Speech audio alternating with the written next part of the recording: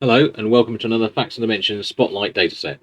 This one is conceptions in England and Wales. So let's dive in. We've got data going all the way back to 1990. So that's 30 years of data, 129,000 rows of data. And these are the tables, so you can pause the video and have a read of that. And now I'll show you what sort of stuff we've got in them. And see what we have here. Age and area of usual residence. You can see that there's the metrics. I'll trust you just to pause each one of these rather than me reading them off like some sort of PowerPoint. Age of teenager at conception, those are the metrics.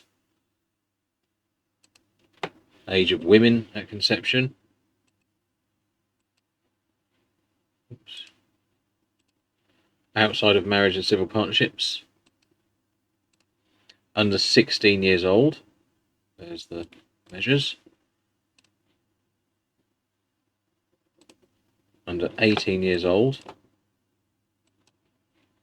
And finally, within marriage or civil partnership. That's it. Thanks.